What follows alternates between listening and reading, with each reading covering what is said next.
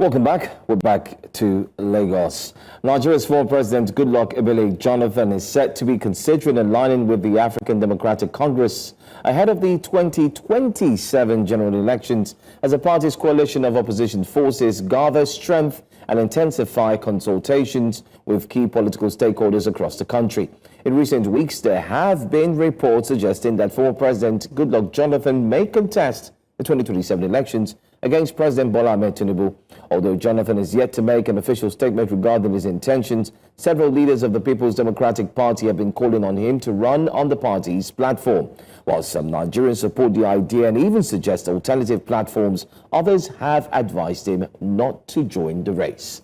Well, with me here in the studios in Lagos, I do have the chairman of the African Democratic Congress in Lagos State, Mr. George Ashiru, joins me. Thank you so much for making it here on a Monday morning. Yeah, my pleasure always, my brother. All right. This conversation is one that I think we need to really dig deep, and hopefully you give us the answers on a Monday morning that the viewers would love to hear. One of the big questions is there seems to be a lot of political titans who are rallying for the top prize, the main position. You do have, according to the rumors there, the former President Goodluck Jonathan, who's tinkering with the idea of joining the ADC, seems to be a party to beat now. And then you also have a former Vice President, who used to be Vice President as well, also looking to be part of it. Recently, he said he's not stepping down for anybody. I'm talking about Atiku, Abubakar. And then you also have a former 2023 presidential aspirant in the name of Mr. Peter Gregory Obi. That's not all. You have many others also there. Are you certain that the ADC will not implode now that you're having? Isn't it going to be? Will it implode? If we look at the history of Nigerian governance and politics, it has always been as a result of the coalition of powerful forces. You know, the First Republic, it was a coalition of different forces in the various parliaments. The Second Republic, again, in order to form the NPN that formed government, it was different people.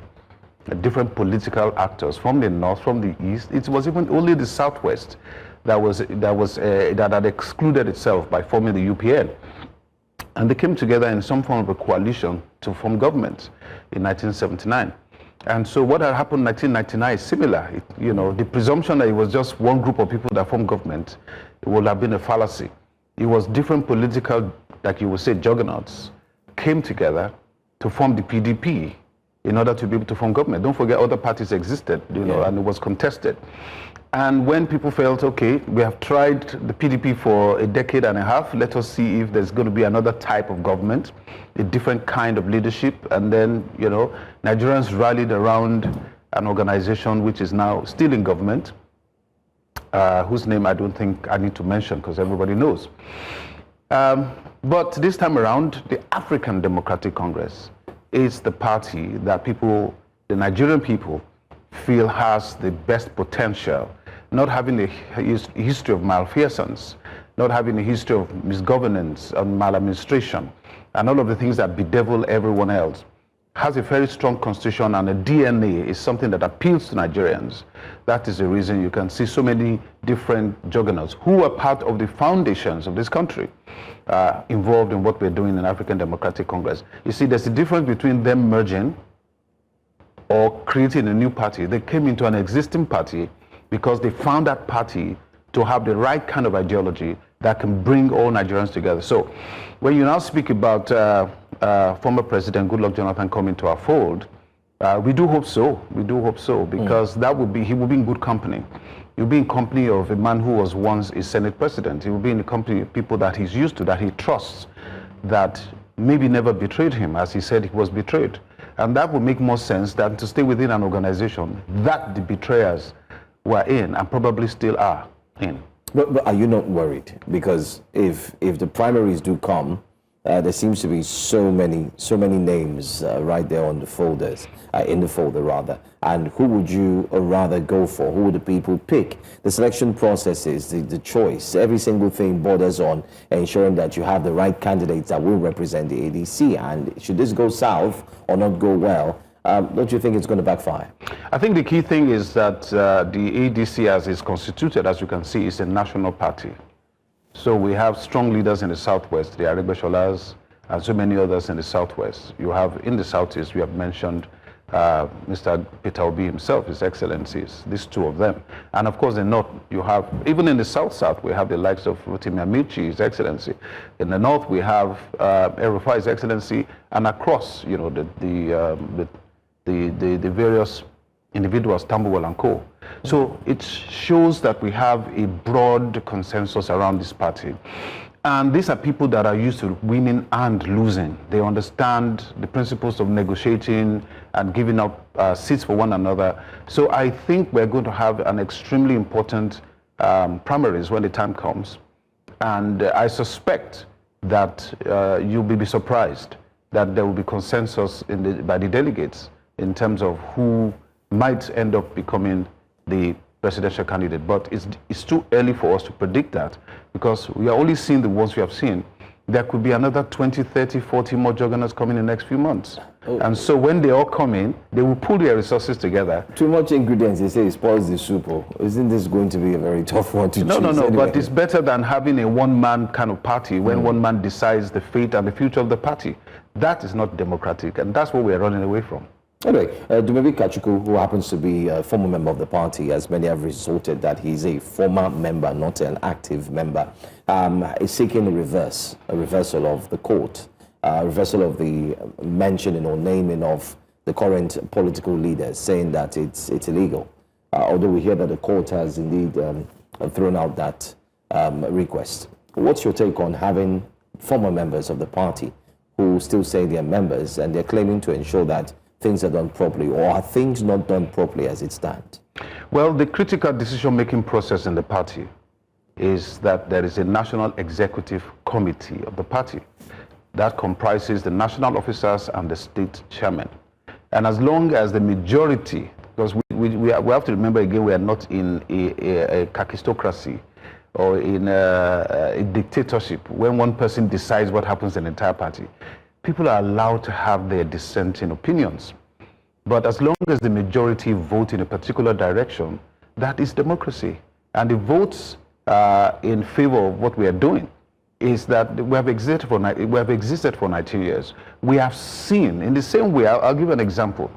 Former President Buhari ran for office 3 times before realizing, I can't do it alone. He decided to come together with someone who was one of his greatest detractors to form the APC, and they were able to form government. So there's a realism that comes in politics that sometimes you can't go it alone. You need to partner with other Nigerians to show that you truly want to serve Nigeria, not just your own personal interests. So clearly we don't have a problem with that, but there will always be those who will say, maybe not. Then of course you brought something up about whether due process was followed.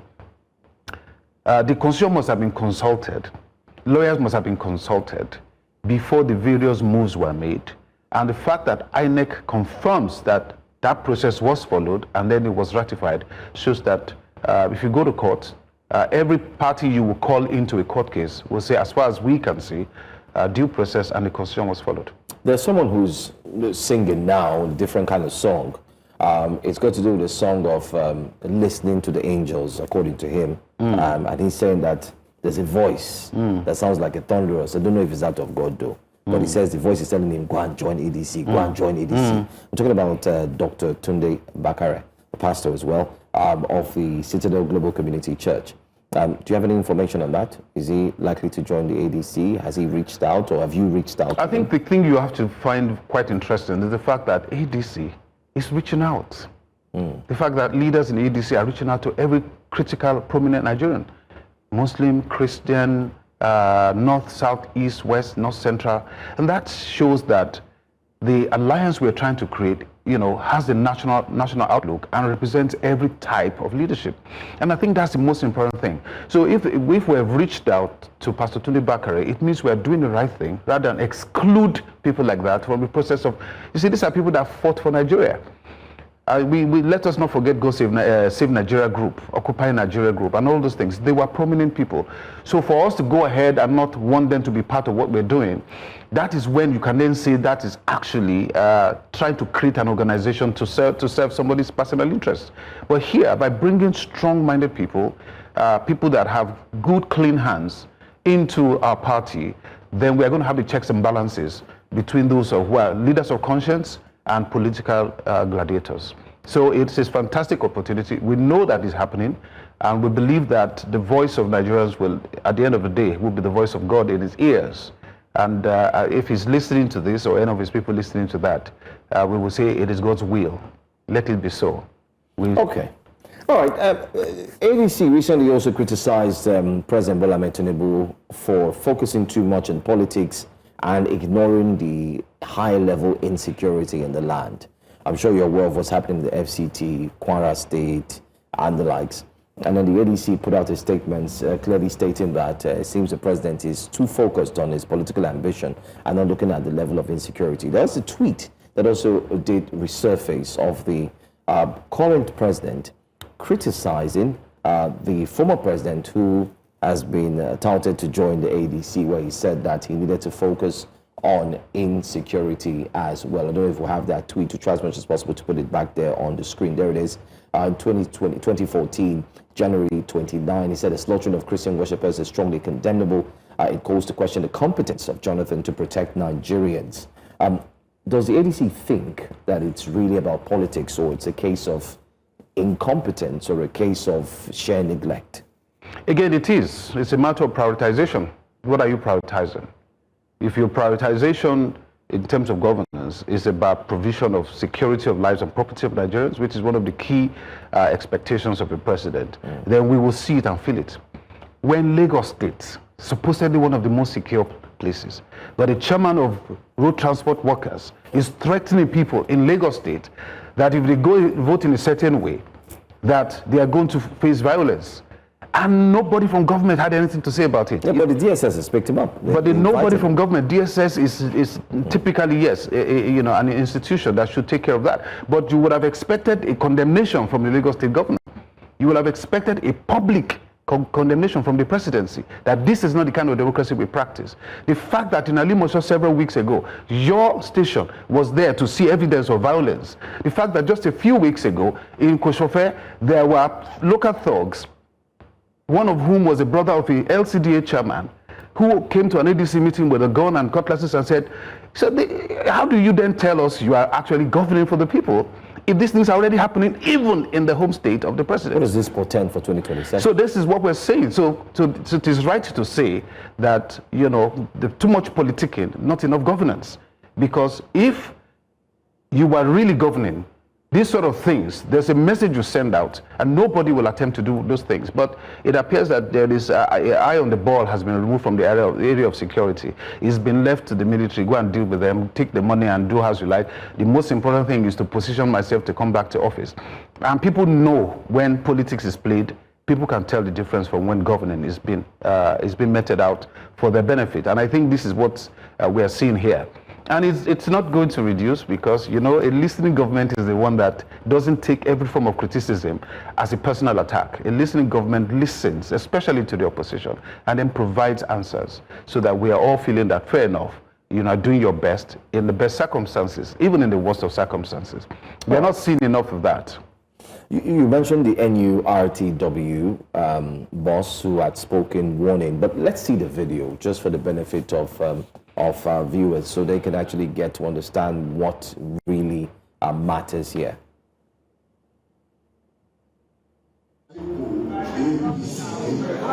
Another party is a counter-business, whether you like or not. I don't care for all. Nǹkan tó ṣẹlẹ̀ ní ọ̀dọ́ nìyẹn, èyí tó ṣẹlẹ̀ ní ọ̀dọ́ nìyẹn, tó ṣẹlẹ̀ ní ọ̀dọ́ ní tí owó ilé mọ̀, ìjọ tí ò ìkan tí ò tó yẹ tó bá kọ̀ ṣẹlẹ̀ anybody ẹ ti lọ.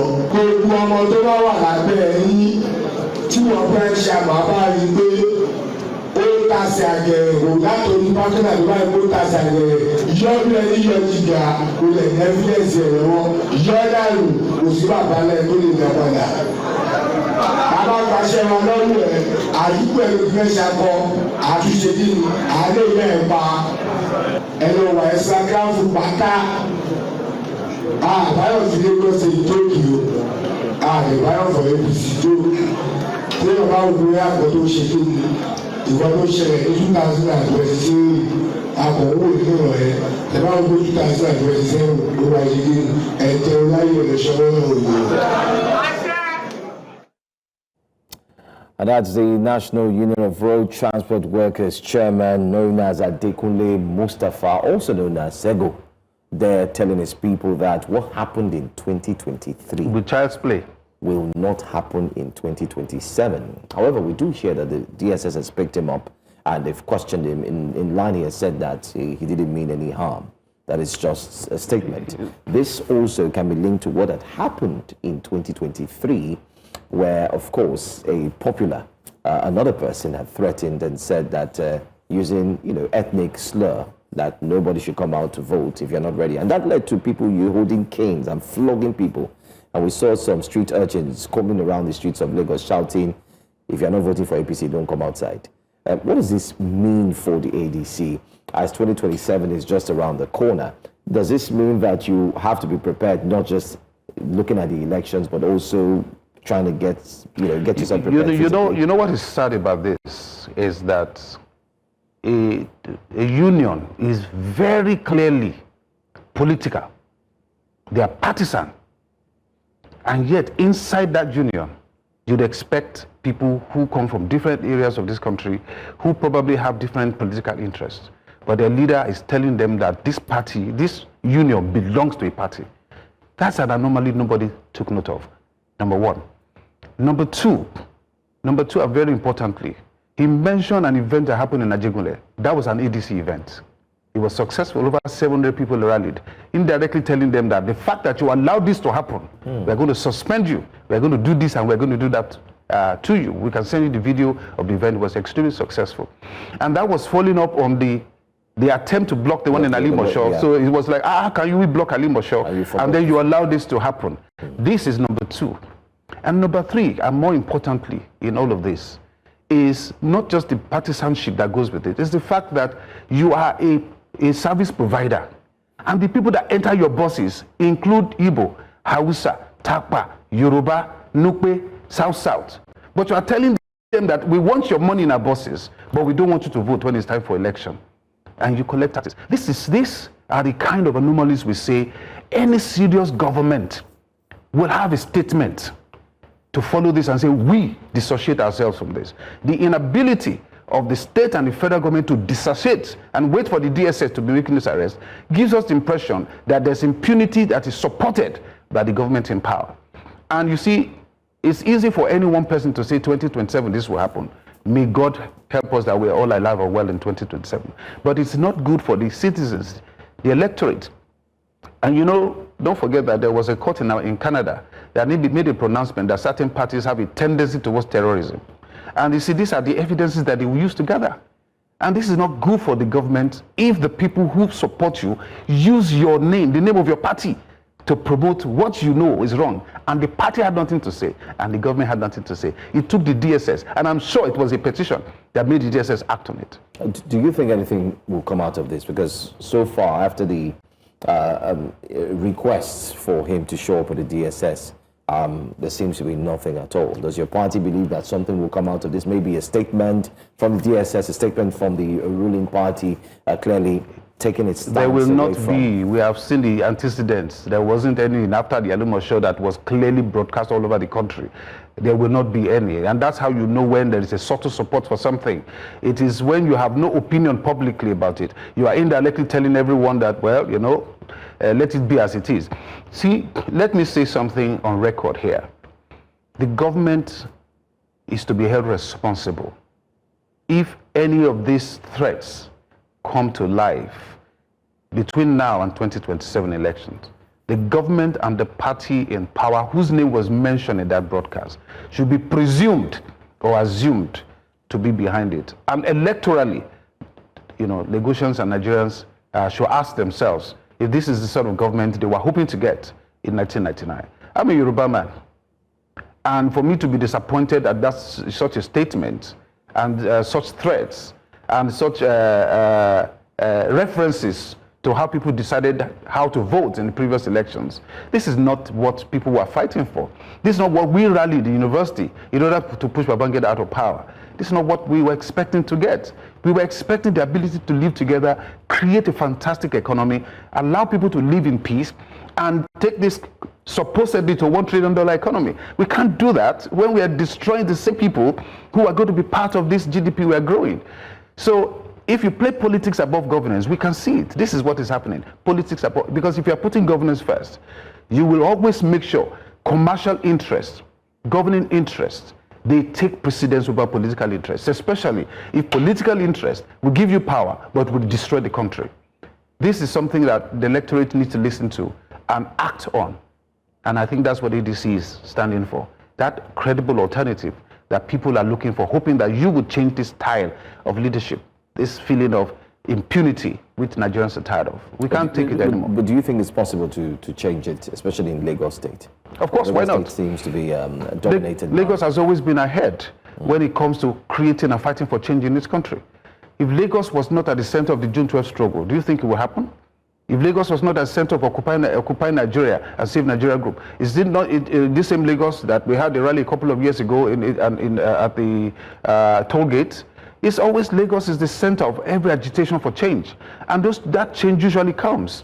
Maybe not instantly, but the DNA of that change is now imputed in the minds of people. People begin to want it. And the evidence that it worked was the result of the last election. And don't be surprised, 2027 may even be double. Because you'll be thinking because people are quiet, they're happy. Their quietness doesn't mean they're happy. In fact, their quietness is evidence that they're not happy. Apathy in Lagos is the highest in Nigeria, voter apathy. And do you know why the apathetic are? Fear. Feeling that, okay, if you people own it, you can do what you like with it. So do you think they'll be able to beat the fear ahead of 2027? Because all they need is, see, what if you are walking on the street and the bully comes after you and you are alone, you will run. But if you are walking, there are 40 of you and the bully comes, what happens to you? You feel secure. Coalition is that force that will make sure a bully cannot get through, because you look behind you and you realize you are not alone.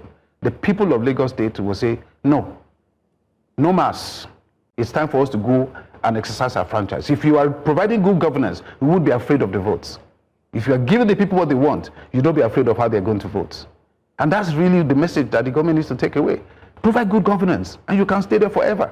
That's really the bottom line. The bottom line is this: HDI, human development indexes, reduce poverty, provide clean care, health care, good education, make sure that you don't give 0.001% of the people the attention, and then you ignore the interests of all the others. That's all people are asking for. And if you're doing it right, nobody's going to stand against your government. But if you're not doing it right, if people feel it, if people sense it, like a man who has many wives and put all his resources on only one wife, the other wives and the children of those wives will not be happy.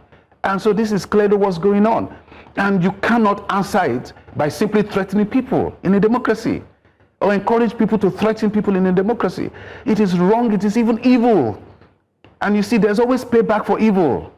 There's always payback. Go and ask all the dictators of the past in Nigeria, where are they today? A lot of them are gone, and the history of their actions are not recorded in the good sides of Nigeria history. It's better for this government to transform itself and be a government for the people, rather than sending people to threaten and kill people. This is the message that we need to send out. We've seen different threats from Alimo Shaw to that made by the NURTW boss, as we've mentioned here as well. But my final question to you as we wrap up this conversation has got to do with the selection, choice, and ensuring that there is an INEC boss.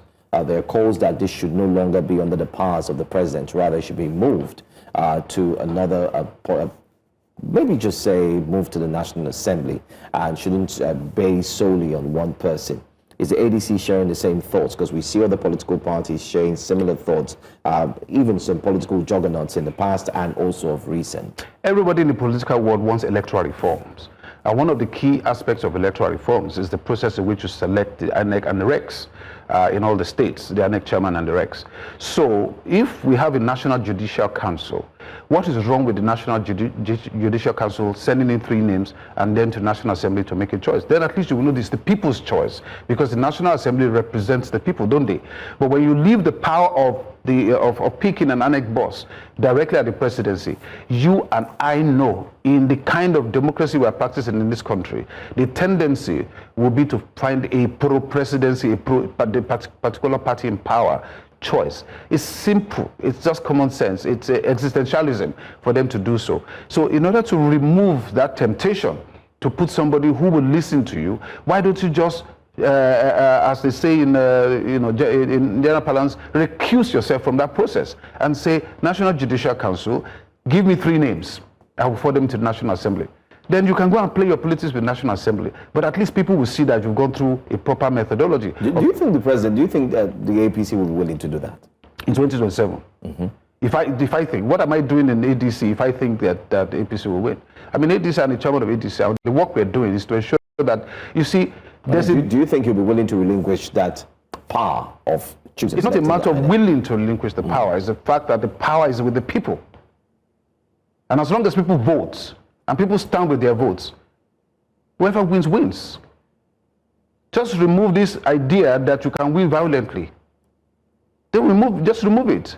Because when you create tension in the land, you are asking for people to respond. That's why I say, let us hold the government in power responsible for anything that happens between now and 2027. I'm stating it here. They go hold the government. So when you hold the government in power, it means even after you left office, immunity is no longer with you. The security forces will come after anybody that promotes violence in any form, in a democracy. No, enough is enough. Thank you, sir. All right, I said my final question, but does this in any way sing the same song when we hear that the United States is equally looking at ensuring that they identify those who are promoters of insecurity, violence, and the likes, be it politicians or not, and they're looking at putting a ban on them? Naturally. Does that work? Naturally. Do you think that will work, by the way? You see, that's why I said, whatever you do, there's a payback day. You know, when your immunity is gone, that's when you will discover that, there was a former governor of this Lagos state. I was at the embassy, a couple of years ago, and he was trying to, get a US visa, and he was refused, purely because of his antecedents in office. I was there trying to get in, like we were in a line, and we saw how he was embarrassed at the gate, and he was like, no, we already have a profile. A former governor in this same Lagos state. I'm not going to tell you whether it's military or not military, but you see, number one, historically, people don't forget. But you just whet the appetite and you're living but I'm simply saying that there is always a time when history will judge you for the things you did while in office. And the history will not remember the good things you do. They will remember the evil things that came while you were in that place. So I'm appealing to the people in power that find a way to sell yourself to the people rather than threaten and intimidate them. Thank you so much for your time, Mr. George Ashiru, ADC Chairman, Lagos State. Thanks for being here with us. It's my pleasure. Thank you. All right.